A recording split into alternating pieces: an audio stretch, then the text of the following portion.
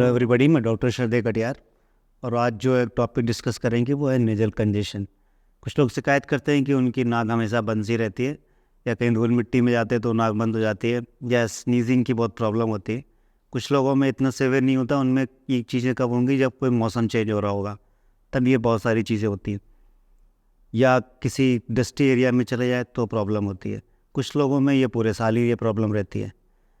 ENT के पास जाते हैं या ऐसे डॉक्टर्स के पास जाते हैं तो वो लोग क्या करते हैं, कह देंगे कि ये एंटी एलर्जी खा लो या लाइफ टाइम खानी पड़ेगी। ज़्यादा सीवियर केसेस में वो स्टेरॉइड के पफ्स दे देंगे, और जब हमारी इम्यूनिटी ओवरली काम कर रही होती है तब ये प्रॉब्लम होती है। तो ओवरली प्रॉब्लम होने के कई सारे रीजन्स हो सकते हैं। आप सच में किसी फूड से एलर्जिक हो या किसी केमिकल से, जैसे डस्ट बाइट, और डस्ट बहुत कॉमन रीज़न है एलर्जिक होने का। फूड आइटम्स बहुत सारे हैं जिससे एलर्जी हो सकती है। समटाइम्स आपके पेट का एसिड ही ऊपर आता रहता है, वो इरिटेट करता रहता है आपके नेज़ल एपिथेलियम या ओरल कैविटी की जो एपिथेलियम है उसको। तो वो जब एक्सपोज हो जाएगा तो वहाँ बार बार से रिकरेंट इन्फेक्शंस होते रहेंगे। कई लोगों में मैंने देखा है विटामिन डी की डिफिशिएंसी की वजह से भी ये प्रॉब्लम हो सकती है। इवन आयरन की डिफिशिएंसी से मैंने कई लोगों को देखा है कि अगर उन्होंने आयरन की डिफिशिएंसी ठीक कर ली तो ये वाली प्रॉब्लम ठीक हो गई। एक ही बहुत इंडिया में तो कॉमन है, लेकिन बाकी कंट्रीज में इतना कॉमन नहीं है। जो हमारे इंटेस्टाइन में जो वॉर्म्स होते हैं उसकी वजह से भी हमको ये वाली प्रॉब्लम होती है। तो मेरे हिसाब से मैं 3 या 4 पेशेंट मैंने खुद देखे हैं या ट्रीट किए हैं जिनको जब भी मैंने डीवॉर्मिंग वाली दवा दी, लाइक एल्वेंडर्स और इस तरह की जो दवाइयाँ आती हैं, तो उनको ये स्नीजिंग वाली प्रॉब्लम भी ठीक हो गई। तो इंटेस्टाइनल वॉर्म बहुत ही कॉमन रीज़न है इंडिया में कि वो आपको इस तरह की स्नीजिंग और एलर्जिक तरह के सिम्टम्स आपको देती हैं। इवन मैं भी इससे सफ़र किया था 10 साल पहले तक।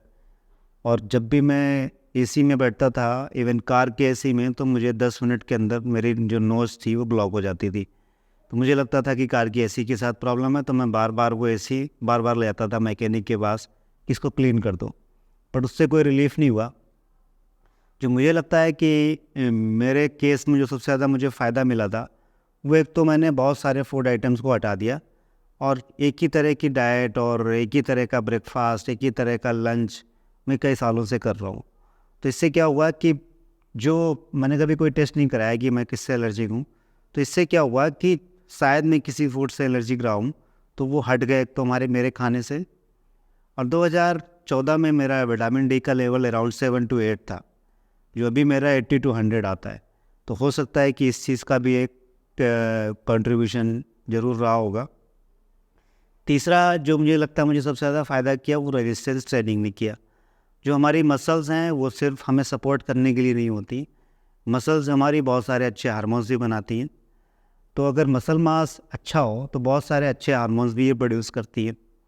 तो मुझे पर्सनली जो सबसे ज़्यादा फ़ायदा किया, जो मुझे लगता है कि रेजिस्टेंस ट्रेनिंग। क्यों मैं ऐसा कह रहा हूँ कि अभी भी जब मुझे कभी इस तरह के सिम्टम्स आते हैं कि मेरी नाक ब्लॉक होने वाली है, या कुछ नेजल कंजेशन हो रहा है, या गले थ्रोट में कोई इरिटेशन हो रहा है, तो मैं उस दिन ज़रूर जाके रेजिस्टेंस ट्रेनिंग करता हूँ और थोड़ी हाई इंटेंसिटी की करता हूँ और ड्यूरेशन भी बढ़ा देता हूँ। तो जो वो एक आपको पता होगा, जब जुकाम या कोल्ड होने वाला होता है तो फर्स्ट डे कैसा लगता है, तो जैसे ही वो मुझे फर्स्ट डे लगता है तो मैं जाके एक्सरसाइज कर लेता हूँ बहुत हाई इंटेंसिटी की। तो मेरे केस में क्या हुआ, फिर वो सिम्टम आगे नहीं बढ़ते, वो उसी दिन वहीं पे ही ख़त्म हो जाते हैं। तो लगभग 2015 से मैं कंटिन्यूस तो एक्सरसाइज कर ही रहा हूँ। तो आई कैन प्रेडिक्ट कि मुझे सबसे ज़्यादा फ़ायदा रेजिस्टेंस ट्रेनिंग से हुआ है, जो मैं ये प्रॉब्लम से, जो ये स्नीजिंग का प्रॉब्लम और एलर्जी की प्रॉब्लम मुझे नहीं हुआ। इवन 2013 से लेकर 2015 तक मैंने भी बहुत सारे मोंटेलिकास्ट और एल्सीजेट, लीवोसेट्राजिन की टैबलेट खाई हैं। मैंने भी एनटी अपने मेरे एक सर थे उनको दिखाया था 2014 में, तो उन्होंने मुझे वही बताया था, डीएनएस, डेविएटेड नेजल सेप्टम। ज़्यादातर लोगों का जो नेजल सेप्टम होता है, जो नेजल बोन होती है, वो डेविएटेड ही होती है। बहुत कम लोग हैं परसेंटेज वाइज जिनका वो एकदम सीधा होता है। तो डॉक्टर जब आप जाओगे तो ईएनटी सर्जन आपको यही बताएंगे कि आपका डीएनएस का प्रॉब्लम है, आप ऑपरेशन करा लो। बट जब ऑपरेशन करा लोगे तो कुछ सालों के बाद, 2-3 साल या 5-6 साल के बाद, तो प्रॉब्लम फिर से शुरू हो जाती है, क्योंकि बेसिक प्रॉब्लम वो डेविएटेड नेविजल सेप्टम की है ही नहीं। एक्चुअली में आपके नेज़ल या नाक के अंदर जो अंदर की लेयर है, जब आप एलर्जिक होते हो तो वहाँ पे स्वेलिंग होती है, उस स्वेलिंग की वजह से वो रास्ता बंद होने लगता है। और जब आपकी एक्टिविटी इम्यूनिटी भी बहुत एक्टिव है, तो जितने भी इम्यूनिटी के जो पार्ट हैं, लाइक जैसे पीछे एडेनोइड्स होते हैं या लिम्फ नोड होते हैं, वो भी स्वेल कर जाते हैं।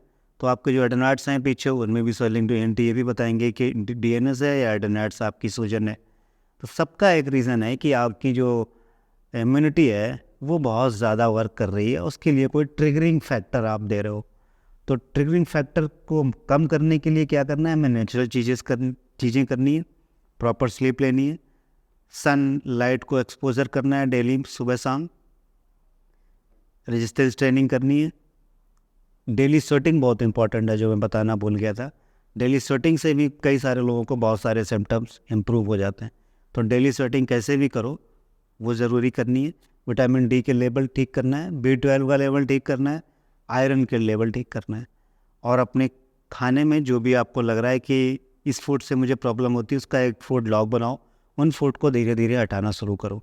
तो धीरे धीरे एक सप्लीमेंट में शायद आप बताना भूल गया, स्पेशली जिंक।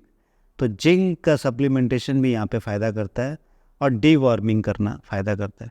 मुझे लगता है कि ये वीडियो शायद आप लोगों की थोड़ी हेल्प कर पाए। मैं इस टॉपिक पे और भी अच्छे वीडियोस बनाऊंगा थोड़े डिटेल में, क्योंकि एक बहुत ही कॉमन प्रॉब्लम है।